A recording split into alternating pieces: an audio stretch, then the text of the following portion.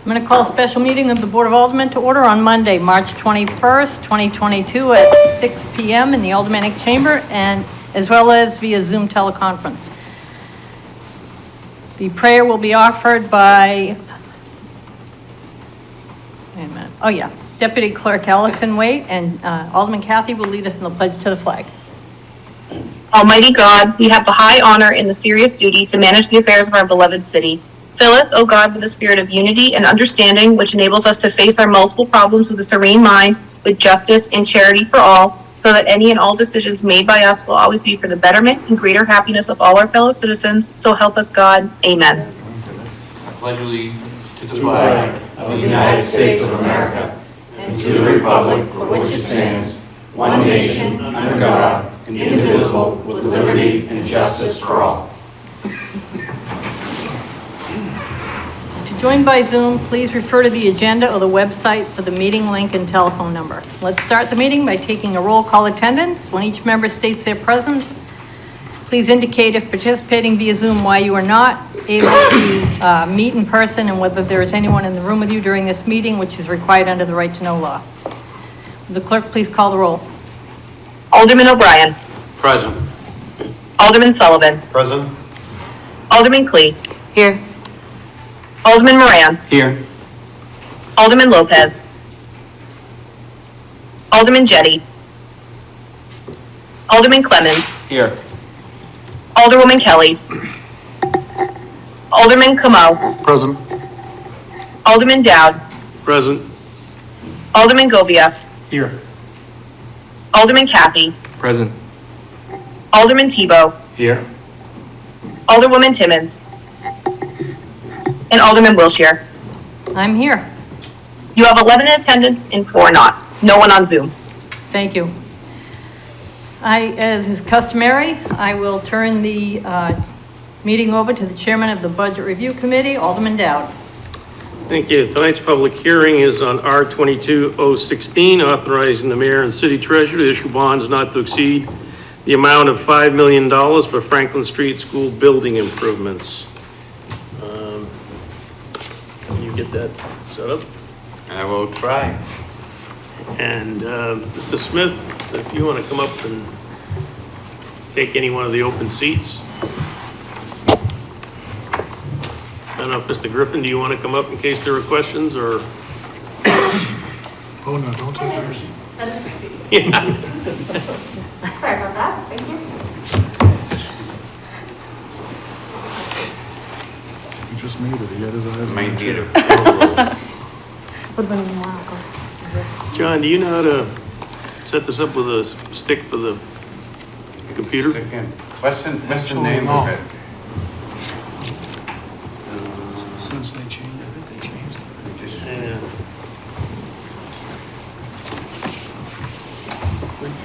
Just made it. I know, I got it over there. It's going to be, I don't have my glasses, those glasses, so, oh, here we go. So you want USB, double click. I think that's, yeah, there we go. All right, very good, there we go. All right. And now, I think you have to share your screen. Michaela, he needs to share his screen. Should be down on the bottom. Not to share. Go ahead and click. There it is, my new notification. You're all set for that. No, that's the presentation. In Go Zoom. In Zoom. Back to Zoom. back to Zoom. Just so I can minimize Yeah. it. Yeah, minimize it. And Okay. then go to, Share Yeah. screen. yeah, down on So, yeah, I'm looking at it going, I and think I then already click saw the this. screen one. That one. No, Now they want the money. There we go. and then say share. Share. Okay. Okay. I'll be able to queue it up. It's there right now. Okay. Alderman O'Brien? I just had the record reflect that I got here at 6 o'clock. Okay. Thank you, Alderman Kelly. Let the record show that Alderman Kelly has joined the group at 6:05. Welcome. Okay, now that we have the presentation up, I'm going to introduce Mr. Sean Smith, the Director of Plant Operations, Nashville School District, who will explain why we need this bond. Mr. Smith? Thank you for having me. I'm in my 25th year as a plant ops director for the school system, so enjoyed my time here. I'm looking for many more years to come, I hope. I'm also a resident of Nashville now. I moved here about 3 years ago, so I live in the northern part of the city. Great ward. Franklin Street, go to the first page, actually, page 2, please. Okay, he's figured it. Okay, he's got it.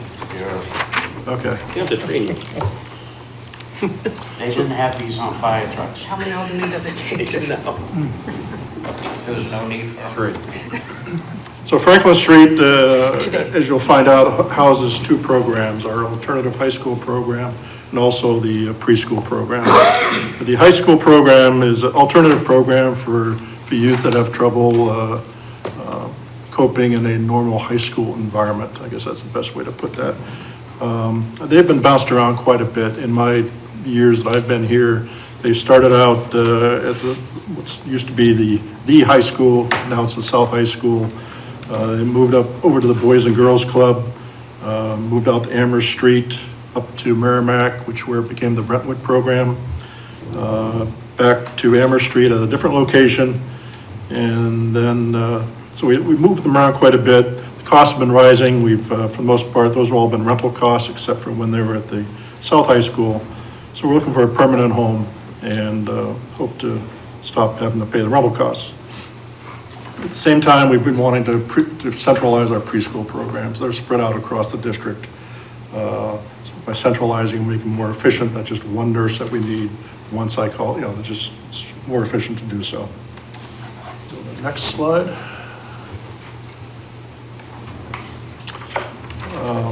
And then the other program that we've been able to relocate is the Title I program.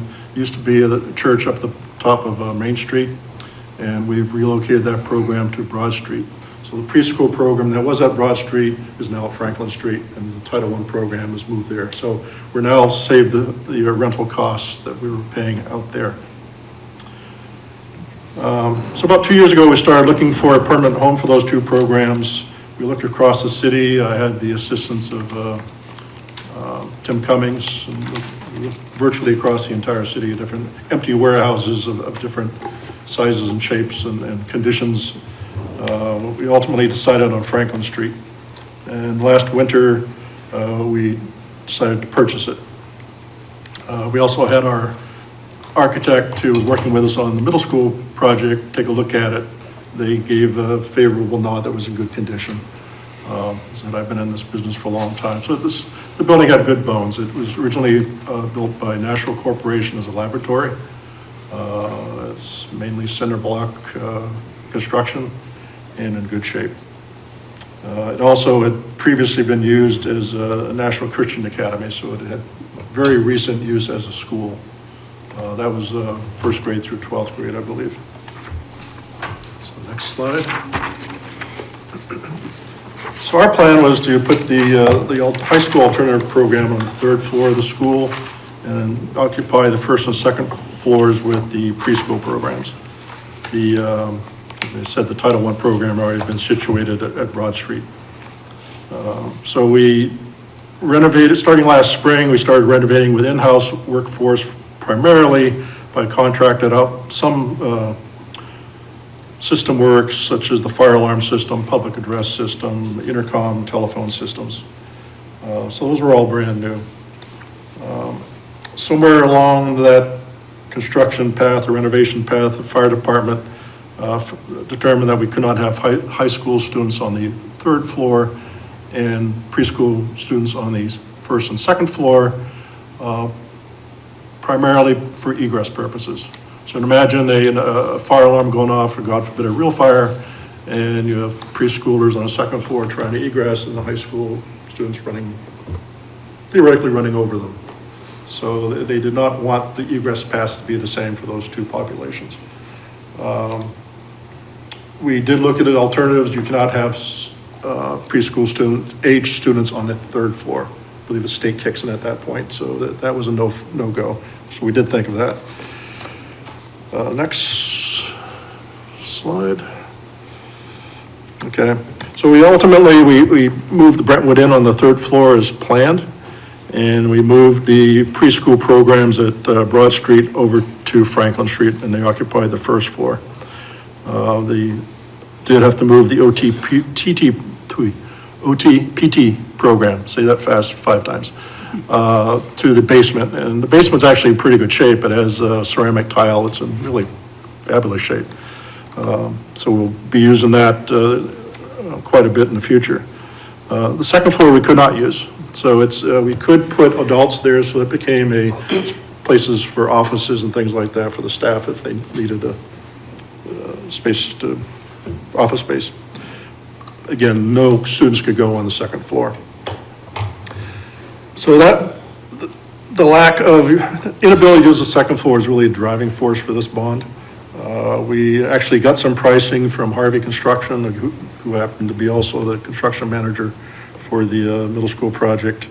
And the price tag at that point was around $1.5 million. That was last summer. That was kind of about the time steel prices started to shoot up, so I'm not sure, well, we kind of have an idea what the prices are now. We did price out the handicap accessible ramp in the very front of the school, and that was, at the time, was about $150,000. In the Harriman's original assessment that they did prior to us even purchasing the building, they noted we need to improve the ADA compliance, bathrooms, stairwells, access to the building, flooring, and asbestos abatement. I'll get a little bit more into that. Pardon me for all the talking. We'll get into nice color pictures later on in the presentation.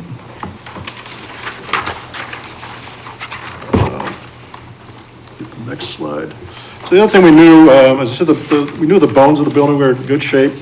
We knew eventually we'd want to replace the HVAC system. Everybody knows HVAC, heating, ventilation, air conditioning. So that was our plan at some point. But then, unfortunately, we went through this pandemic. And fortunately, silver lining was the Esser funding became available to us. Don't remember exactly what the acronym stands for, but it's it's school, emergency school, something relief funds that are made available to us. So City of Nashua School District, I don't know where the price tag is now, but it's millions of dollars, 29 million, 30 million, something like that. And it's, we were able to, we have to spend at least 30% of that on non-construction items. So those are school programs, that sort of thing, to enhance the learnings for the children of all ages, all school levels that lost out during the pandemic. We weren't in school, that sort of thing, remote learning. So that's where at least 30% of it's going to go. We haven't accounted for the remaining 70%, that's still under development.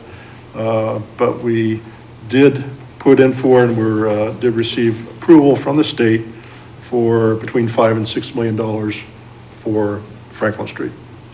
Again, that fund is set aside primarily for COVID-related things. That really means ventilation.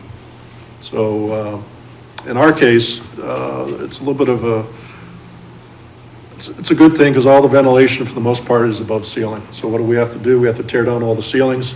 We have to replace all the lighting, all the suspended ceiling, all that's covered by this construction. So what we're going to end up with is removing everything above the ceilings, all the asbestos piping, covered piping is up there. That's going to be removed. Brand new ceilings, suspended ceilings, brand new lighting, LED lighting. Those are all things I had hoped to achieve at some point, but over a long period of time, not in one fell swoop. Most of that is, some of that work's already actually begun. We're just almost complete installing a brand new boiler, high efficiency boiler in the basement for perimeter heat. And we'll be starting working on the second floor in earnest during April school vacation break on a not to interfere basis. They won't be making noise or doing any abatement while school's in session. If I could go ahead to the next slide. So through this process, and into the fall, the Joint Special School Building Committee was handed off the project by the Board of Education and approved Harriman as the architect and Harvey Construction as construction manager. More recently, we've hired the Engineering Corporation as our consultant for traffic analysis and SLR International as a geotech. I'll be talking a little bit more about why we had to hire those two. And we have other consultants we have to hire as time goes on. Next slide. So some of the things that I'd like to, hope to accomplish this summer with the bonded funds are install those two emergency egress stairwells, replace bathroom fixtures and ADA restroom fixtures and update, we have to install ADA compliant bathrooms. So we have some individual one-seater bathrooms in the facility, but they're not ADA compliant. So for example, you go in there with a wheelchair now, you don't have the swing space you need with a door. And you have to have that if you're going to have a wheelchair, ADA compliance. Stair railings, particularly for the little kids, are just too high. If you go into the building, you'll see that. The handicap ramp I talked about, having been there now for a little over half a year, we've seen some minor changes we want to make. Dumpster enclosure, the high school program has been asking for a exterior basketball half court, so we'd like to accomplish that. And then some site work. I'll talk about the traffic congestion here shortly. Next slide. So this slide just summarizes real quickly the cost, how we came up with close to $5 million in the bond request. We've got pretty good numbers from Harvey Construction on the actual construction costs. We do have proposals from the architect for their fees. Consultants, I named two of them for you before, and then there are four others I still have to hire. FF&Es, furniture, fixtures, and equipment. In many cases, for preschool, we're bringing their furniture with them, but there's going to be other things that we're going to have to purchase to outfit the school. Any project I have, particularly that relates to construction, I have contingency for. And the architect also needs a contingency because they can't foresee every single thing, particularly those hidden gremlins that are behind walls. Site modifications, and then some IT security issues that we're budgeting a little bit for. And Alderman Dow thought we should round that up to a nice even $5 million. So if we go to the next slide, now we get into the color portion of your program. We have some pictures. So Franklin Street, if you're not familiar with it, on this slide we're looking at the east side and the west sides of the school. These are where the emergency egress stairwells will be installed. On so on the left-hand side, that's the east. The stairwell will be almost right at the corner of that building. We've already made the provisions inside the third floor for a hallway to meet up with that. And then on the west side, it's going to be pretty much just to the left of that small door that you see on the first floor, the ground floor. Next slide, just looking at it from the top, the schematic drawings from the architect, those are where two egress stairwells would go, left and right, and they're also showing the handicap ramp in the back, in the front of the school. So the way we've been able to get through the ADA issues this year so far is the back entrance has handicap access. But talking to the school principal and the teachers, they'd still like to have the handicap ramp in the very front as well. Go next slide, please. Just threw this in. It just shows the egress stairwells from the side, what they look like. Might want to consider covering them. This doesn't show that. So for icy, snowy weather, it's something we probably want to consider. So next slide. So I'm going to start showing you several conditions around the site, and that's goes back to my discussion. Stairwell modifications, these are the existing handrails they're built for basically high school age students. So you can imagine a 4 or 5-year-old can't reach up there. So we have to provide lower. Next, restroom upgrades. I went into the first floor just this past week and looked in the same bathroom. They brought in little stools for the kids to stand on, so they get to the sink to wash their hands. So you get sinks that are lower, and we did install those. Same with the toilets. You can buy toilets that are suitable for little fannies to sit down and not have to jump up and do what they do. So we take care of all that. Next slide, please. So current dumpster, we actually originally had it on Winter Street. I'll talk about the streets in a second. That was very congested. We worked with solid waste on the best place to put the dumpster, short-term and long-term. So this is on the west side of the building, and that's where it is. That's probably where it's going to end up, but we want to put a dumpster pad in there and have it fully enclosed with fencing as it should be, particularly on a highly traveled public street. Next slide. This gives you a better better idea of the site itself. So I stole my cat's toy here. So I'm looking at that one right there, and it doesn't really show up. But the building that is, Rick, do you have a better one? This one's not showing up at all. Maybe where the cursor is. There you go. So where the white cursor is in the picture, that's Winter Street. So the building directly below it is Franklin Street, 55 Franklin Street, and that is our building. So to the bottom of that is Franklin Street, to the left is Charles, and to the right is Locust Street. Franklin Street to Charles Street is a major thoroughfare. To the right, it goes to Main Street, and to the left, it goes up to Amherst Street. It also is a major access to the neighborhood, which is off to the left. So an awful lot of traffic goes through there. It's very narrow, especially on Franklin Street, directly in front of the school. And currently that's where we do our drop-offs and pickups. And it's, looking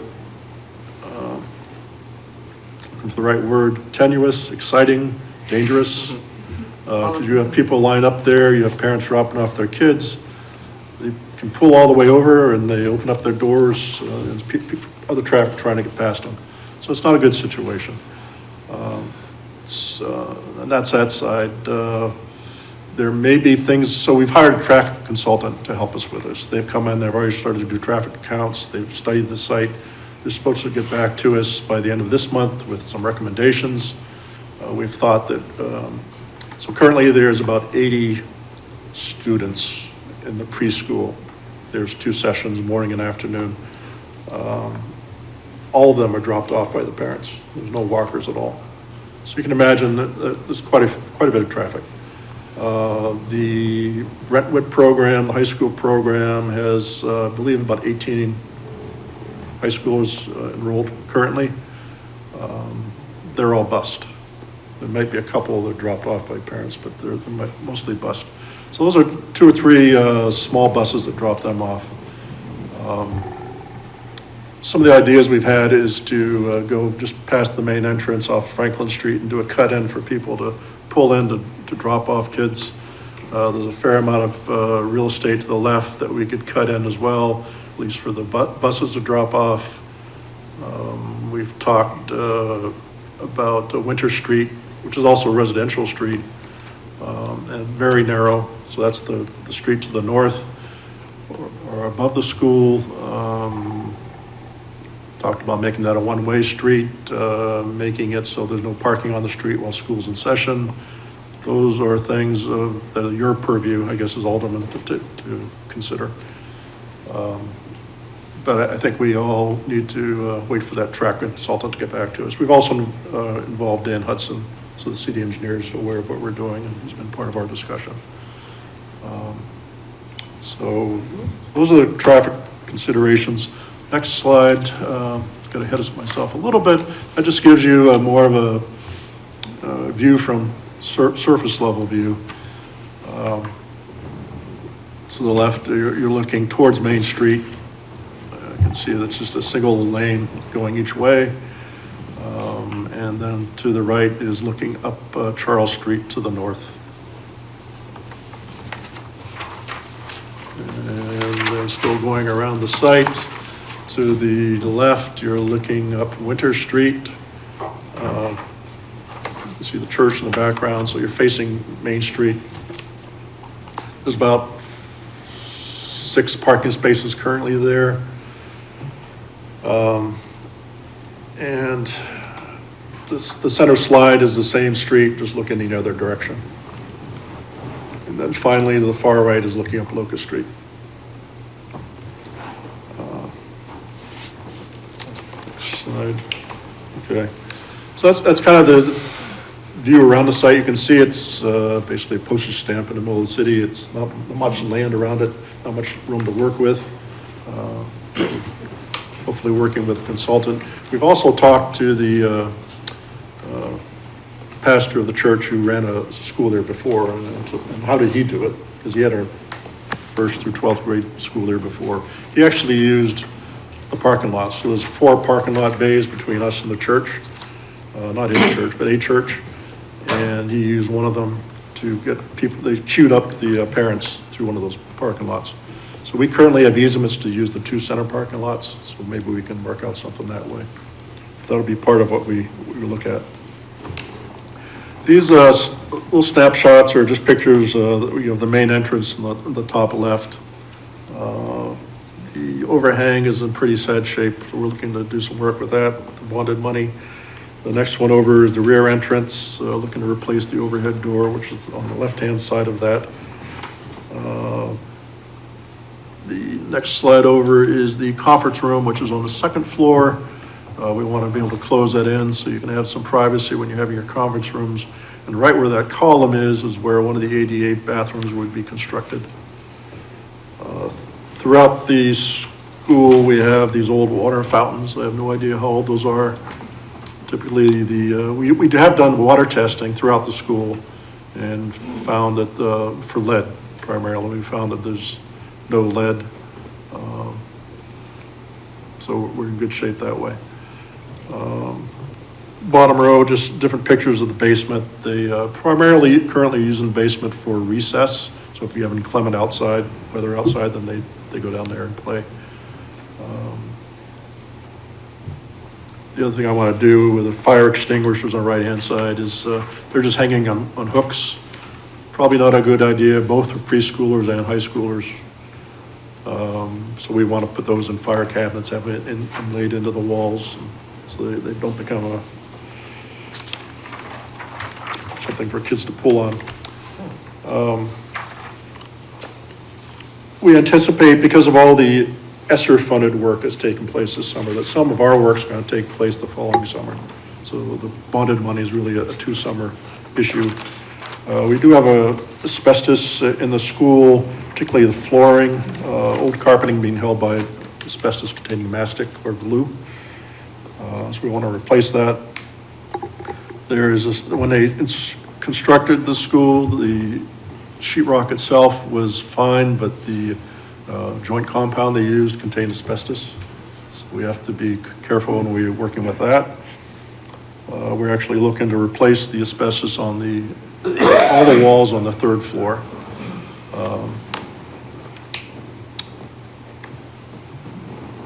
Trying to figure out how to say this delicately. The clientele on the 3rd floor can have control issues, and sometimes they put holes in walls. And so when you have sheetrock walls with asbestos in them, we have to call in an asbestos company to do the abatement. And then we can replace the sheetrock. So it becomes an expensive proposition over time. So our feeling is let's just get rid of that stuff, and that's not a hindrance. It doesn't become a health threat for anybody. It's just the best way to go. So we'd do that the following summer.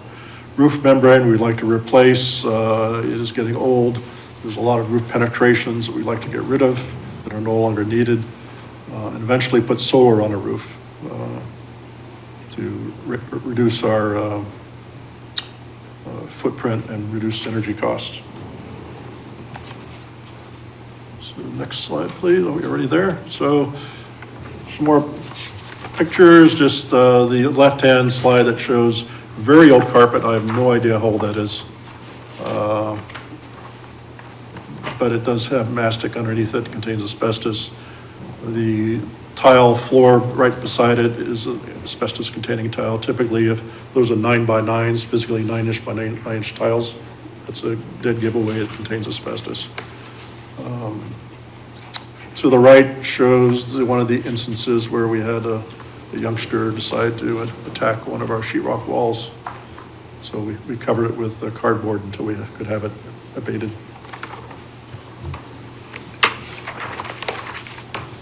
So if you go back to the slide where I went through the rough budget items, we did ask for contingencies. I talked about that a little bit, and I'm just laying it out here. So I set aside 10% of our construction budget for both our contingency and for the architect. And then we don't know what the traffic consultant is going to come back to with us. And I just talking with the architect, he suggested a 5% contingency for that. You know, it may turn out we don't change anything physically with the site. It may just be extra lines, speed bumps on the road perhaps. We'd have to work with CD engineering to decide what the best thing to do there is. But that's just strictly contingency. I talked about, next slide, I talked about this already, furniture, fixtures, and equipment. Next slide is the Esser funding. I pretty much have talked about this already. So they're not only doing the ventilation systems, and I've talked about LED, but they're also going to be replacing the windows with more efficient windows. Since we're doing so much work that involves electricity, they're actually going to be changing the electrical feed into the building, which is probably original. And again, that's all going to be funded through the State Department of Education with those funds. And I think that's the end of my presentation, if you have any questions. Yeah, any of the aldermen have questions for Mr. Smith? All right, Alderman Clements? Thank you. Thank you for the opportunity. In regards to the traffic, I know it's an immediate concern and an immediate need. But I would hope also that you would put into some consideration the fact that at some point that area is probably going to hook up to the Broad Street Parkway. And I would think that, you know, there's a number of different considerations with what we're going to do with Main Street and reconfiguring things like that. So I don't know if that was put on your radar, but I know that the immediate need is to figure out what to do right now. But just think that needs to be also under consideration as well. If I could I respond? Yes. Just, okay. I wasn't aware of that, but we do have Dan Hudson on board as, you know, as part of our team, so hopefully he is, get that on his radar. Okay, thank you. And it can also come out as part of the traffic study. Alderman Cleve? Thank you. This is my ward, and I've been getting a lot of complaints since the school started, hence we got the signs put up and all of that. There have been a lot of parents that have had concern that their little ones, even though they're in hand, by nature of these types of students have a tendency to be a little bit more wandering and so on. And we've had a few that have walked out into the roads and when you've got people stopping and so on. So it is, to answer Alderman Clements, it is an immediate need. And I know there aren't many school buses, but there's still enough school buses that are wreaking even more havoc. When September came, it was an eye-opener to the number of calls that I was getting. I was surprised and so on. So I'm really glad to see that we have this going. I know, I made a lot of noise about Pennachuck, so they took Pennachuck away and put it in Ward 2. Maybe they'll take Franklin Street away from me and put it in Ward 4, who knows? But while it's in Ward 3, I'm going to make a lot of noise. So anything that we can do sooner than later, this is a priority. It is a true safety issue for families and so on. Just as a quick question, putting all that aside, when we moved like the Brentwood program and all the other programs basically up under this roof, I know we had to move them from being on the JSSBC, I'm aware of it. There's cost savings also, isn't there, to moving all of these under one roof, not having to transport these students. There's not quite as much of an emotional toll on them as well, putting them in one location. Is that correct? And do we have any numbers as to, you probably don't have these numbers, but. I can speak very broadly. I think,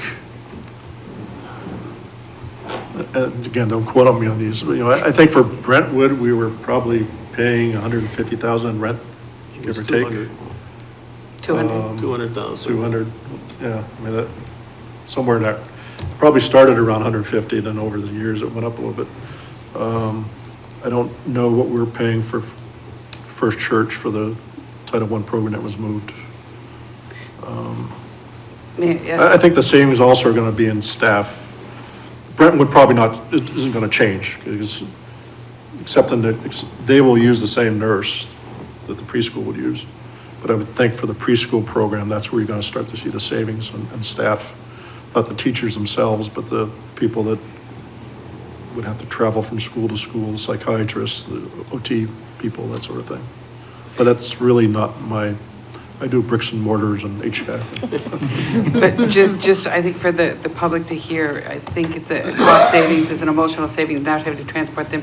And there must have been a transportation cost, because we were busing them to that location, and there were other issues if students needed to have a half day and so on. I do remember hearing at the JSSBC a lot of the issues that were brought up to the school board. But in speed bumps, Mr. Hudson's on it. The city seems to frown against speed bumps because of the plows, but anything we can get to slow that traffic down, I would be very happy. Thank you. Wilshire? Thank you. So Sean, I know you said that you're going to be replacing the asbestos-containing sheetrock walls on the third floor. Would you consider putting something other than sheetrock back up? Because I know where I work, we have the same population. And they were really good at punching and making holes. And then they'd fix it and the next day they'd do it again. So it's kind of like a game. So we ended up putting like a thicker board, like maybe 4 feet up, because when you punch up, you lose velocity a little bit. Just wondered if, while you're doing construction, if you considered something harder than sheetrock. So there's actually abuse-resistant sheetrock that is much harder. Back when we built the South High School, who was Tim Nickerson? Yeah. We gave him a sledgehammer. Tim? And we put some of these boards up against the wall. We dared him to break through the abuse-resistant sheetrock. He couldn't. Oh, so we would probably do something like that up there. Okay. Yeah. Thank you. I'll start with you. John? Thank you, Sean, and thank you, Chairman. This is the permanent, long-term home for these particular programs? Yes, it is. What is, and this bond is to get the building in working order, but then there will be more long-term costs down the road? Or is this like more than just bare minimum to get it operational, where we wouldn't have to then put more costs into it almost right away? Or do you not know? So I was asked the exact same question recently. My view is that we will not have any costs, anything like this for a very long time. All the major systems are being replaced. The HVAC systems are being replaced. The roof's being replaced. We're taking all these asbestos on the floor, at least, out of the school. The electrical system is being replaced. The main parts of the school are made out of CMU. concrete masonry units, if you don't know what that means. It's so it's the cement type things that you have two holes, and it's, yeah, the holes are so you can put grout in it and rebar and stuff like that. Right. So I don't expect that there'd be any major cost down the road. Okay, great. I mean, I put together the capital improvement program for the school district, and I don't foresee anything going in there in the next 6 years at least. Okay, great. Follow up? Kathy, follow up? Thank you, Mr. Chair. Do we own the first parking lot? When you see in the picture, it's got the cars already parked in it, or do we not own any of those lots? We do not own any of the lots. We just have the two middle lots, easement for those two. Okay. The first lot is used by there's a program right across the street from us, plus Loft 34 uses it. Okay, okay. Is there any possibility of maybe acquiring some of those lots at some point? Not the Loft 34 one, but the other two lots? We can ask. I mean, I've had that in the back of my mind. In fact, I've had my eye on that first lot too, but I don't know how much flexibility there is. Okay. One of my action items to Sean was to check in alternatives to try and get that first lot. Yeah, that'd be great, because we could have it right there. Okay, Alderman Kelly. Thank you. And thank you for bringing this forward. It sounds like there's some good work to do to make this building in working order for the students that go there. My question was actually about capacity. So if we're putting preschools in now, if our preschool program grows or the Brentwood program grows, do you have enough space in this building to grow into? So yeah, I gave you the current number for the preschool. It's about 80. Next year, if we get all this done, it's going to grow to about 200. And we feel that there's sufficient space for that. We figure that's a pretty good number. That number will stay pretty static. The high school program, we're planning for it to grow to 30 to 35. So there's excess capacity there.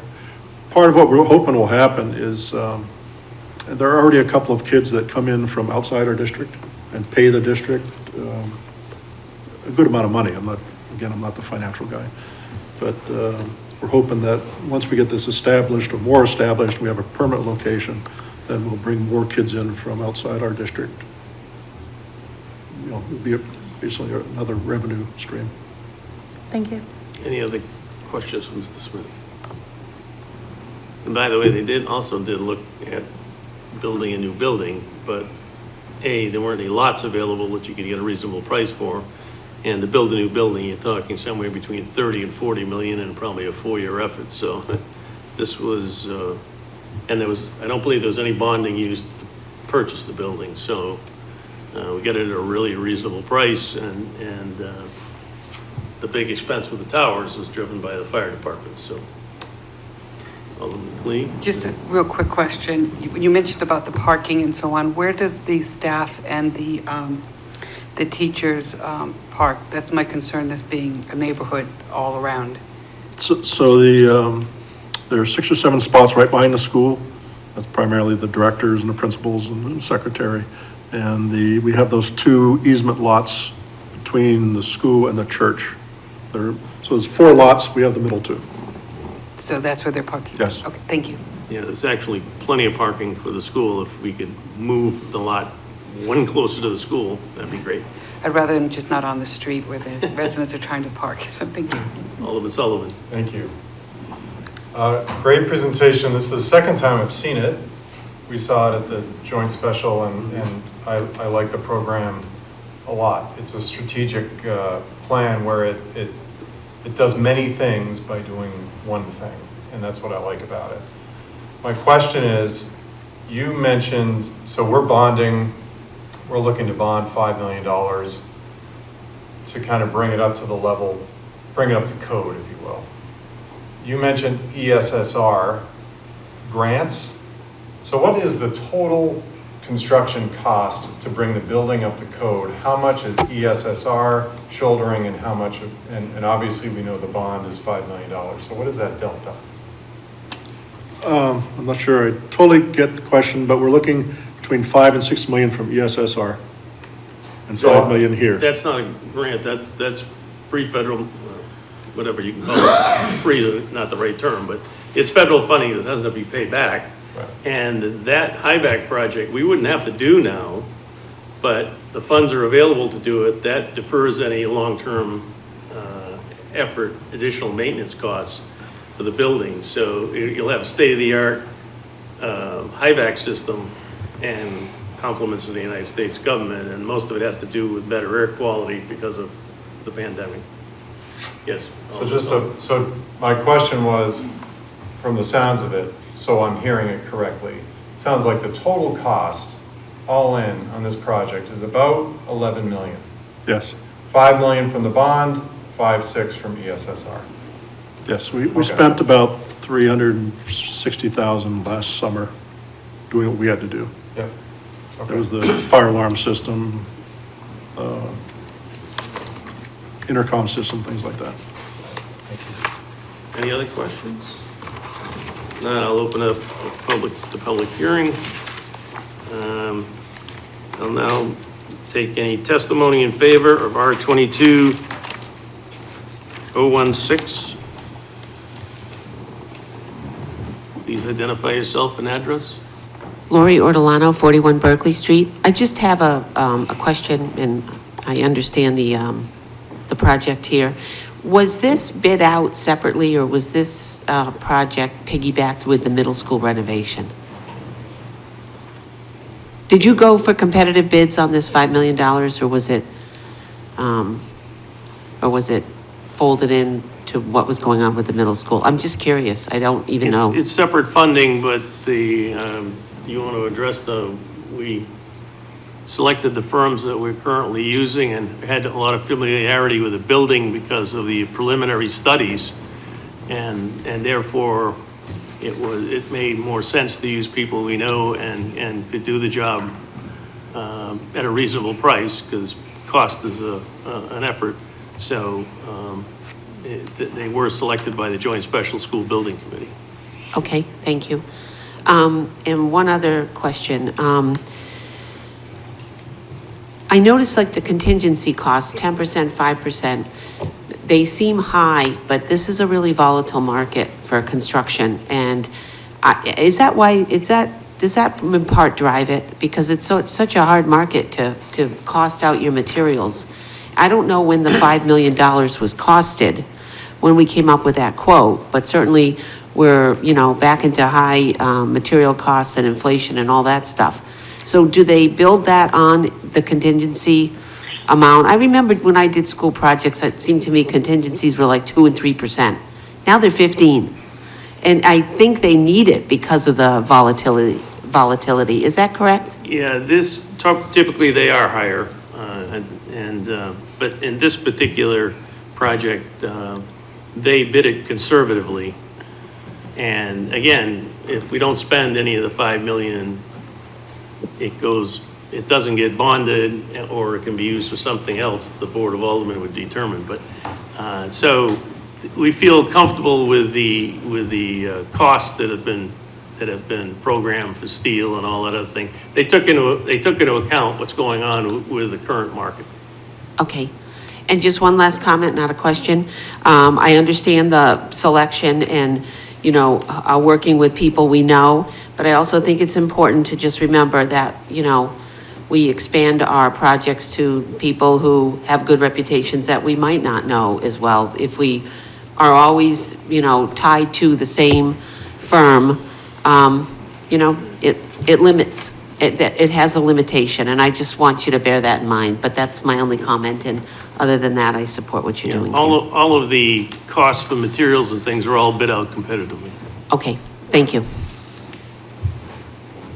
Anyone else want to speak in favor? I'll go ahead, Lou Jarrett from 56 Haines Street. Sure. Yep. Good evening, and I would support this effort to go ahead and bond these funds and to bring the school up to the codes and the construction and the the necessary, to necessary specifications, so these younger learners and also the learners who are going there for their high school program can certainly learn and graduate from high school and move on and hopefully stay here in the community. So with that, I would urge a passing of this motion. Thank you. Thank you. Anyone else who would like to be heard in favor? Moving on, testimony in opposition? No one in the chamber, no one online. So once again, testimony in favor? Do you have a bond schedule for this or a cost payout for this done up that we can actually have a copy? That would fall to the city treasurer. Good evening, John Griffin, CFO, Treasurer, Tax Collector. As the resolution was put together, we costed out a level principal payment. And on the second page of the resolution, the 20-year bond payment would be $315,625 annually. The total, $5 million plus the interest, is $6,312,500. And just to put this project in perspective, the general fund debt service adopted by the Board of Aldermen in fiscal '22 was $16.8 million. So $315,000 is less than 2% of that number. But as far as we move into fiscal '23 budget, I'm in the process of working with my team to create what's called a bond sale, which we notify the aldermen. These are all the projects, some approved, some not approved yet. We put together the schedules of payments, general fund, enterprise fund, and other funds, highway in particular with the paving program, but we will have all those schedules. Okay. And as this becomes a sale, and I'm learning as we go as well too, that we don't need the $5 million this summer. And is taking, following Treasurer Fredette's footsteps to avoid arbitrage and other problems. We'll probably sell this in 2 chunks, but it'll be part of a comprehensive bond sale plan. And we've been very successful over the last few years, taking advantage of the rates, the available rates, timing of the projects and the bonding. So I will be presenting more of a comprehensive plan through a memo at the beginning, schedules, and then a discussion. But the thing about bonding, and we've got a fair amount of high school bonds coming off. So paying those down, and we try to manage the increase in any given year to a reasonable level in the general fund. So we replace things as they need to be replaced. We rapidly pay off our debt. That's one of for those of you that maybe attended the 2012, 2013 presentation by a financial advisor, we're looked upon favorably by the rating agencies. That's a sign of strength. So all of that, thank you for asking the question, but that's a kind of a preview of a coming attraction that Alderman Dowd and I have talked about, with making sure we all understand the magnitude of the debt, that it's manageable, it's paid off rapidly, and it funds the necessary programs and initiatives that we need in the city. So that's a long-winded answer, but that's the answer. Thank you very much. And I like that, to have this educational piece brought forward when we can see or talk about what's coming off and what stays on, because I think the public has to understand that as we bond things. And even in the future, if we can have a table or something, it's just really helpful to know that we're not just heaping it on, we're eliminating it as well. So thank you very much. You're welcome. Anyone else? Can I just ask a clarifying question? I know we're in the public Clarification question, Yes. Alderwoman Kelly? If I could. CFO Griffin, you said that the payment would be $315,625, but that's an average, correct? It's not exactly what we're going to pay year to year? Just wanted to clarify for anyone listening. Sure, Mr. Chairman, if I may. That's an estimate. It's a 2.5% estimate. We hope to do better. We're planning on an August sale, which would include part of this if we have bought things and so forth. But it's an estimate, it's level principal. It's kind of a complicated process because we usually get 9 to 12 bidders of our paper, so they have different views on how they want to structure the repayments. So it could be a combination of level principal or deferred principal, things of that nature, but we try to make the debt service, especially of the general fund subject to tax revenue, we try to make it as reasonable as possible on the growth. So Sounds those are very the kind of the complicated. strategies we've used. Thank you. All Glad set, we have you Alderman here. Kelly? Yeah, I'm good, thank you. Okay. Seeing no one else in favor, any other in opposition? Seeing none, Alderman O'Brien, motion? Adjourn. Well, yeah, you're closing it at 6:55. And Mr. Chairman, I'd like to make a motion to adjourn. Motion is to adjourn. All in favor signify by saying aye. Aye. Opposed? We're adjourned at 6:55. Thank you.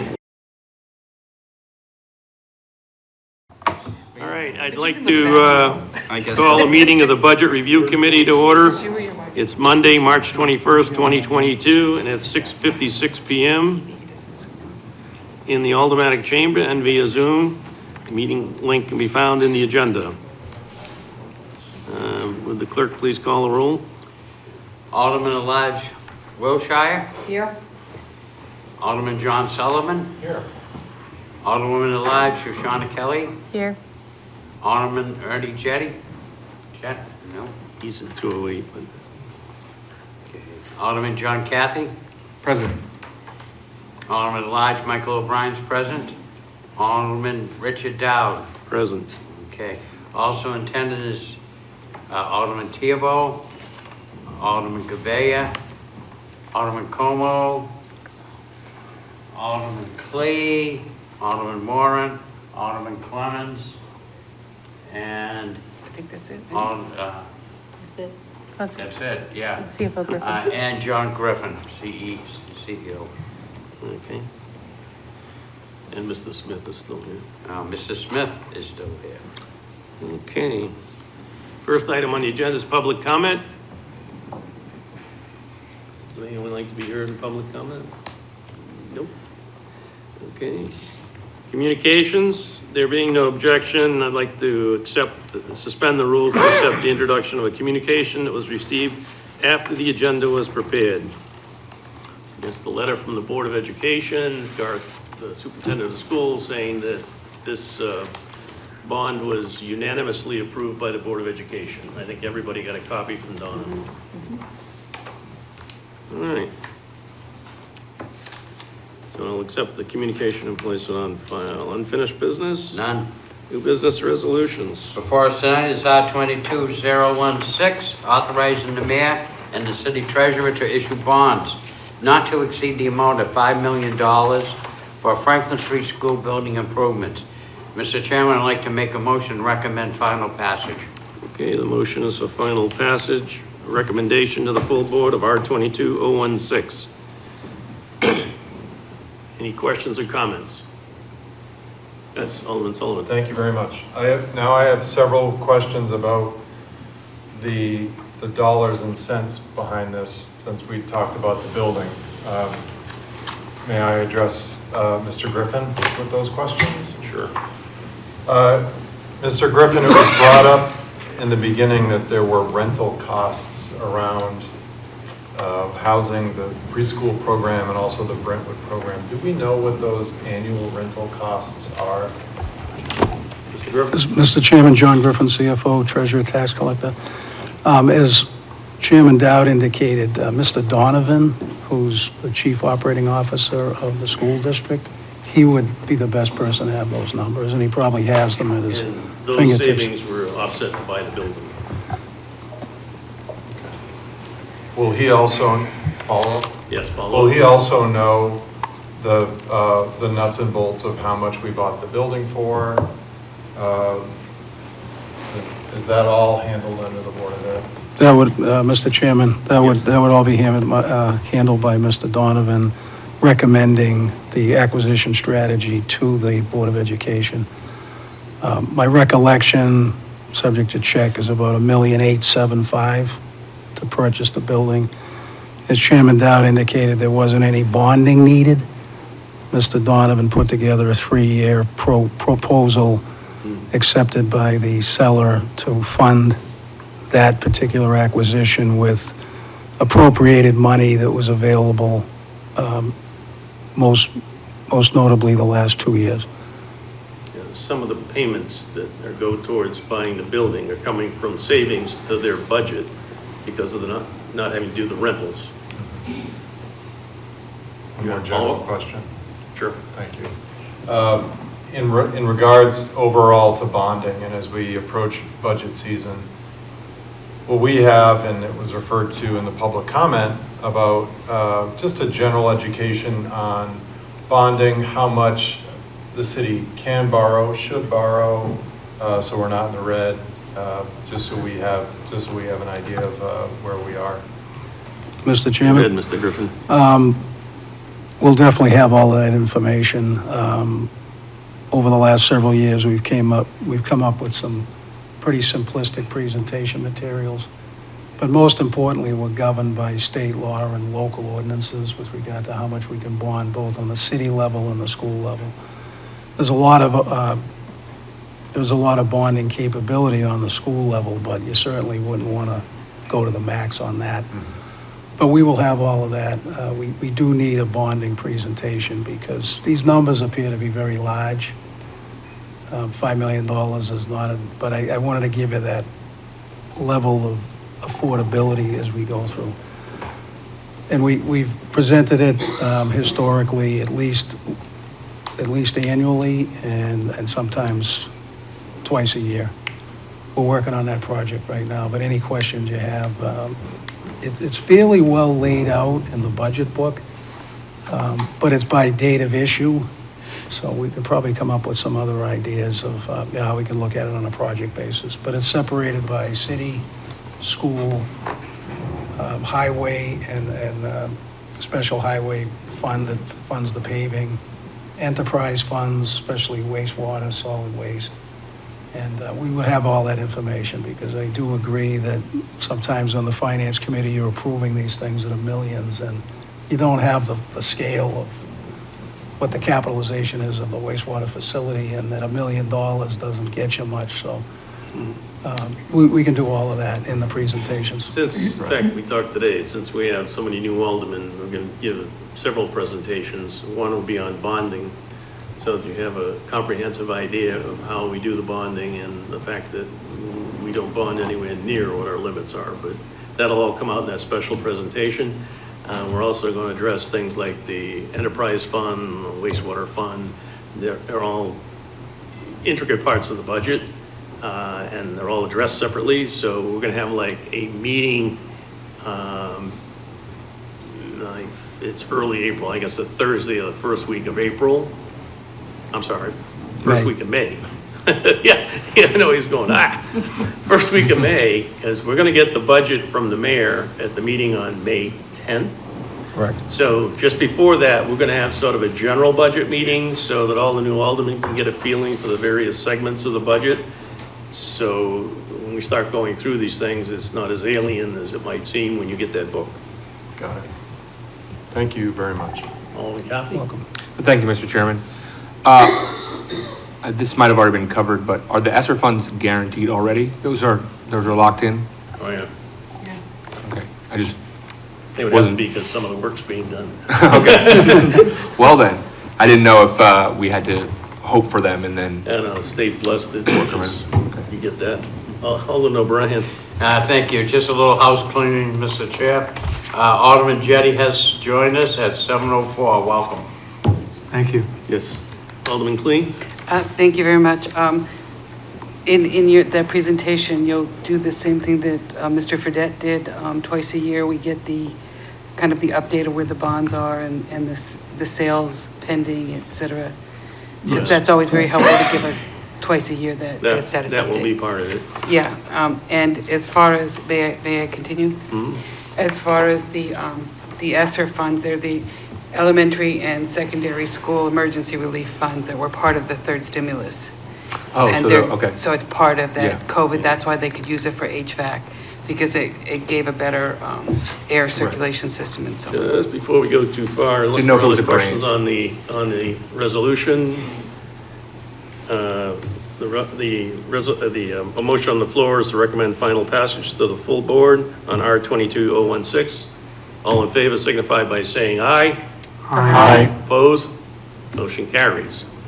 Okay, and this is going to be on the agenda for tomorrow night. There is a time crunch. We have to get in order for all the work to be done to start school next September, we've got to get the drawings done, we've got to get the construction started. We've already done, I don't think we mentioned too much about the geotech, that we had to dig holes in the ground, make sure the soil was okay to handle the construction, and there's a traffic study which is being done, and to see if we avoid Franklin Street altogether, if there's other things we can do. Department of Public Works and the city engineer are all involved. We've had a few meetings on that already. We're thinking making Winter Street one way. DPW is going to pave it because it's pothole mania. They already patched a big piece by the school. And they were very nice to do that. And parking lots and all that other things. So it's always been a part of this project to make it as absolutely safe as possible because we're talking about little kids. Okay, the other thing is we're going to be starting, as I mentioned before, we're going to get the budget from the mayor on the 10th. Donna's putting together all the budget meetings. This year we are not going to have nights set aside for cemeteries or the airport because the cemeteries just get money from their trust funds to use, so it's not coming out of tax money. We were talking about something else relative to insurance and that stuff. We haven't got there yet. And the airport's pretty much self-sufficient. So if there are any specific questions when you get the budget book on those three items, feel free to call the airport manager or the cemetery managers and ask them questions. But they're pretty well set. We usually have them in here and nobody asks any questions. So. And we will be setting out as soon as we can. We're going to be setting out those meetings. The first thing we do is we send them to the division directors to make sure they can be here. We already had one request from the school department.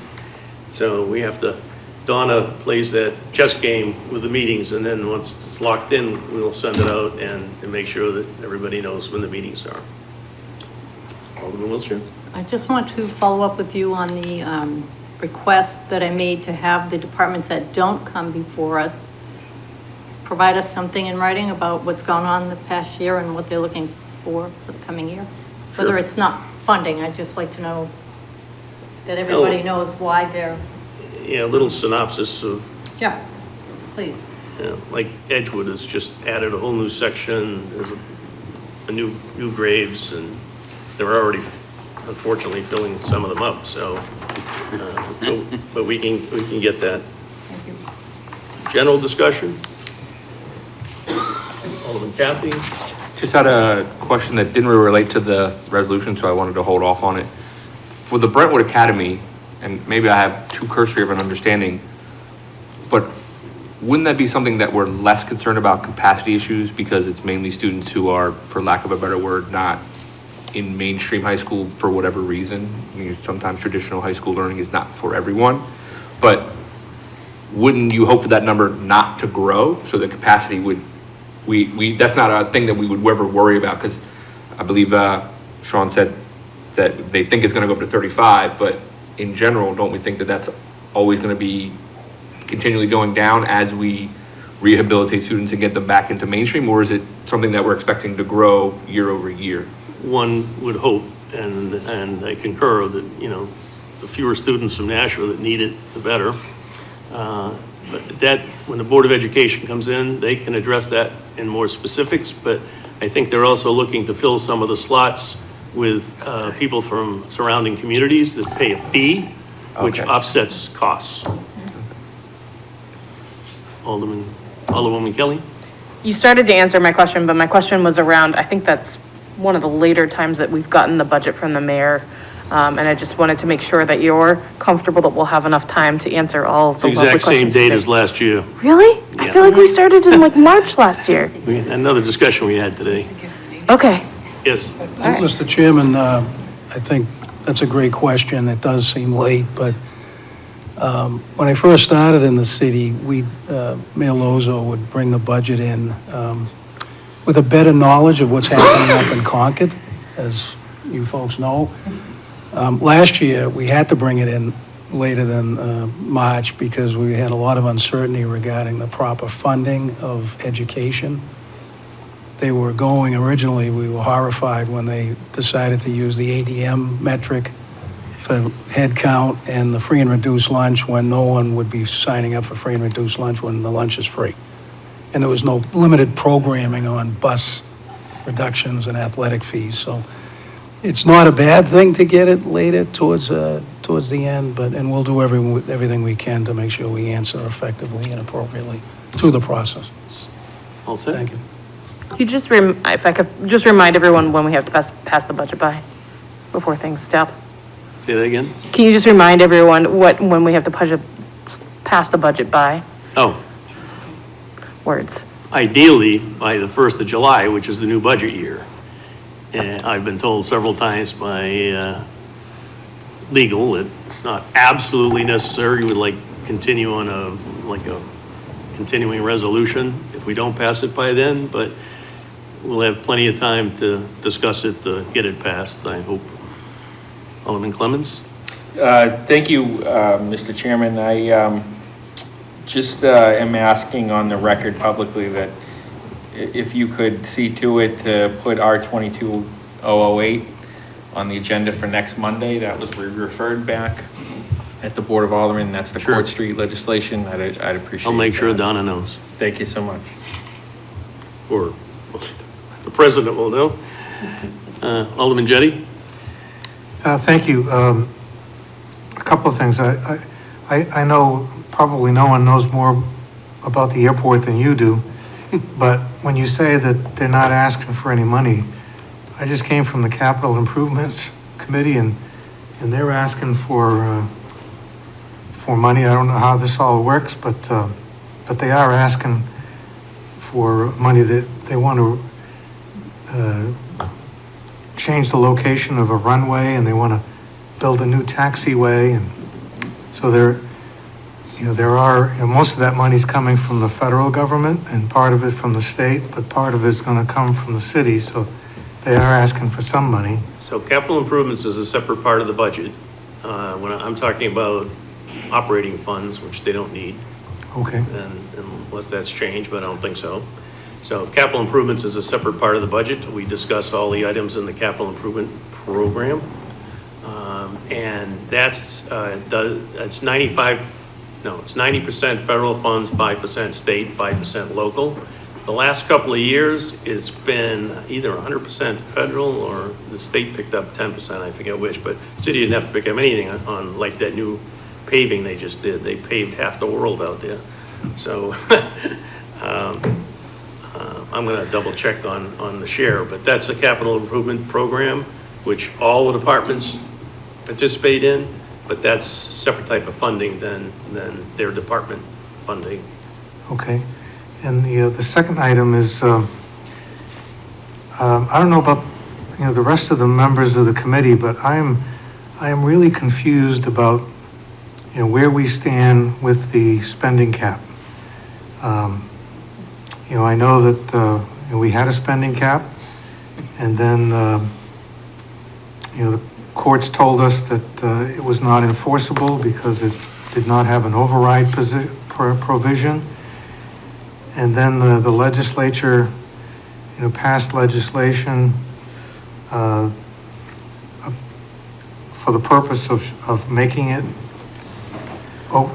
our spending cap okay, even though it doesn't have the override provision. And then and that passed. And then there was something before the legislature recently that to try to fix that. And that failed, and so I don't know, I don't know where we stand on this, on the spending, you know, what, and I know that there are provisions in the spending cap for accepting certain things. And so I was wondering if it would be possible for, you know, for you to arrange for, you know, Corporation Counsel and maybe the CFO to kind of give us a little lesson in what are we dealing with? You know, are we constrained by a spending cap? And if so, what is it? Yeah, I'll talk to Mr. Griffin about when we can do that. It would be the mayor, Mr. Griffin, and legal. I wouldn't touch it myself. Let's do it. Okay, so no problem. Alderman Cleen? Thank you. Relative to the spending cap, all the things that you said are true. And this past week, we tried to get the legislation to accept the fact that Nashua needed an override. And I will keep my comments as polite as possible. They turned it down. We did have one legislator in the city that also voted against Nashua having an override. As you know, the Supreme Court upheld the lower court level that said that Nashua did not have an override, regardless of what the person who was suing the city said, and that's why it was considered not enforceable.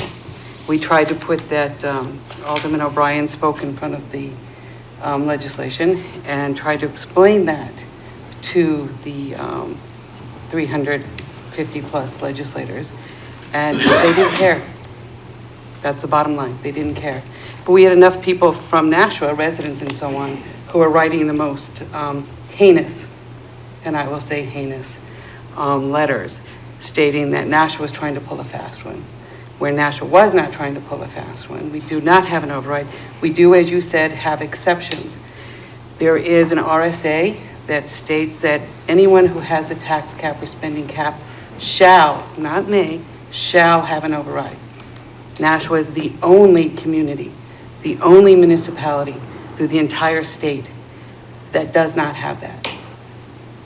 And as a result, we cannot override anything that are other than the exceptions. And those exceptions are also written into the RSA and in our charter. So the fact of the matter, in the past, we may have not necessarily followed the rules, and that's why the judge said we didn't have an override, and because of that shall, but the legislator who is from Nashua, as a senator, he put through legislation last year, SB 52, that was very, very much so focused on Nashua, and it only applied to Nashua, that put back that spending cap regardless of whether or not there was an override. In my opinion, and I will get a lot of hateful message, but it was a hateful thing to do. And I think it was a horrible thing to do to the city of Nashua. It hurts us in so many ways. But all people keep thinking about is that's okay because my taxes aren't going to go up. But it's not just as simple as that. There's a lot more. Any emergency, we can't take care of it. We probably will, and then we put ourselves up for a lawsuit. But we'll have to take what comes through. And where we have so many people who are lawsuit and litigation crazy, that's where we'll end up, back in court. So it really was disturbing, and it was heartbreaking to see that happen. And Alderman O'Brien, as state rep, did an incredible job trying to make that point, and I appreciated him doing that work. I got it out of committee. I got bipartisan. I got it out of committee as an ought to pass, and it breaks my heart that these people couldn't see it, and all they thought about was, oh, the heck with Nashua, Nashua, Nashua, Nashua. And as Alderman O'Brien said, it's kind of the Marsha, Marsha, Marsha. No one wants to hear Nashua. They don't want to hear about Nashua. They don't want to hear about Manchester. We are truly a state divided in it, and it pains me, truly pains me. Okay. So thank you. I didn't want to interrupt you, but further discussion and I'd wait for that meeting that Alderman Jettie called for. I just wanted to give an update as to what had happened. All right. Alderman Kathy? Oh, you said you wanted to table it. I had a follow-up to her question, but I didn't want to get too far in the weeds, so I'll...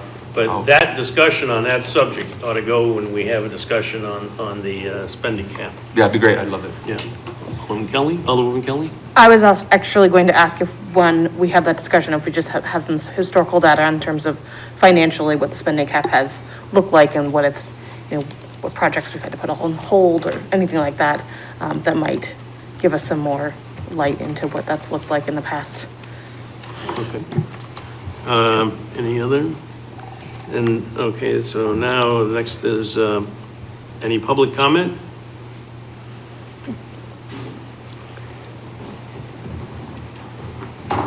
Lori Ortolano, 41 Berkeley Street. As we go into budget season, I've seen, what the mayor has put out for requests from departments as far as capping it. And I really think that this season you should be looking at a 10% reduction across the board. And that isn't really being taken seriously. You've got new assessments numbers coming out in 6 months, and I don't think the public has been told what's really going on there. I don't think the last update you had from the administration clarified what was going on with the depreciation factor. Vision gave an update last Thursday, stated that you would have properties moving between 45 and 60% higher. The median's going to be a set number, and condos and ranches are going to take a big hit again. Those that didn't have the depreciation set correctly could see increases between 80 and 100%. They're going to see a big change in their tax bill. And I don't think aldermen are prepared to deal with that within your wards the way you should when people start calling. They're going to be very upset. So I really feel this budget season needs to be very aggressive at cutting the budget. I also want to make the request that the legal budget be substantially cut, and you start looking at some level of outsourcing. Because I look at the millions of dollars spent to lay out battle with me on issues, and I think it was ridiculous. They should have been willing to negotiate. They should have been willing to address these issues. My last trip to court on the 28th, they did offer to settle 10 minutes before, and I said no, because I wanted the judge to hear what was going on. And 2 days before my trial, they discovered 500 pages of records I had been asking for 11 and a half months ago. It's just absurd, the withholding of information that's going on here. And I'm opposed to funding a legal office that is doing this. I've also become aware that the legal office is representing some city employees who are not being truthful to them. I am completely opposed to that. No lawyer would give representation to somebody who is not being truthful. They tell you to take a hike. But we're using tax dollars to represent individuals who are not being truthful to city council. Make them go find and hire their own attorneys to represent them in court. Don't make taxpayers pay for that. So and I really believe you've got to look at, had a meeting with the DRA. They asked me specific questions about what was going on with the property record card scanning and bringing that online. I don't have any answers. I specifically asked when that was going to be addressed and done, as Kathy asked. And the answer I got from the legal office, not the chief, was to go back and look at the February 8th meeting. Ms. Kleiner provided no answer. It was, oh, we're super busy. We don't know. So I would like to get answers to that, because records are a big problem and they're causing a lot of issues. And you're going to get new bills out soon. Thank you. Okay. Seeing no other public comment, remarks by Alderman. Alderman Tebow. Thank you, Mr. Chairman. I just want to say she's not here today, but a happy birthday to our own Alderwoman Gloria Timmons. Hopefully she's watching this, right? We're out with her family having a great night. So I won't say how many years it is, but happy birthday. Yes. Anyone else? Okay, just want to relate one thing. When we have our budget meetings on the budget, they are work sessions with the divisions. They are not for public comment and back and forth. The public has the opportunity to ask questions to all the division directors and everything during the public hearing on the budget, which is usually held at Nashua High North in the auditorium. But the sessions that we have are meant for interface between us and the divisions presenting their budget. Okay, we're getting a lot more information as we move along on the budget, how it works. And the other thing I just want to say is the new school is underway down in South Nashua, even faster than I thought. There's going to be a minor inconvenience, as Alderman Sullivan and I have been discussing the last couple of days we have to start at the Medallion Cherrywood intersection because it won't be till this Friday. We get the wetlands permit to start the road off Buck Meadow, and it'll take perhaps 6 weeks to build that. The temporary inconvenience to the people on Medallion should be a week or two, and then the only access will be from the corner of Medallion and Cherrywood. I hand-delivered a letter to all the neighbors today explaining that whole situation. And so far, I don't think we've heard it from anybody yet. Alderman Kathy. Sorry, I spaced.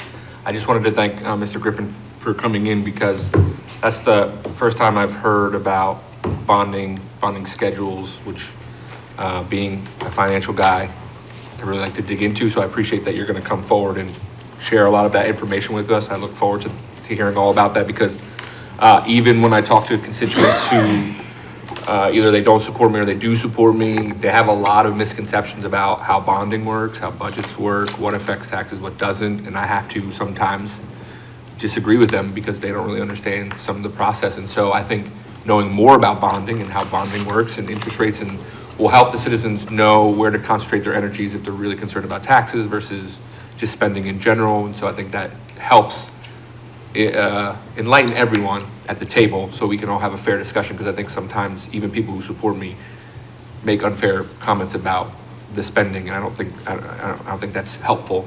And the other comment I had was a question. When school buildings are done, like Franklin Street will be done at some point or renovated, or the new school, can we contact you to like get tours or see the buildings, or do we just contact the a principal or contact Sean? Okay. If you're going to visit Franklin Street, I suggest contacting Mr. Smith. If you want to go to any other school, you should talk to the superintendent. Okay, great. And it's just a courteous. Even members of the Board of Education have to go through the superintendent. That makes sense. Because principals get really nervous when somebody just shows up on their Who's that bald doorstep. guy? Okay, seeing nothing else, we don't need a non-public. Alderman O'Brien. Motion to adjourn. Motion on the floor is to adjourn. All in favor signify by saying aye. Aye. Opposed? We're adjourned at 7:28 p.m.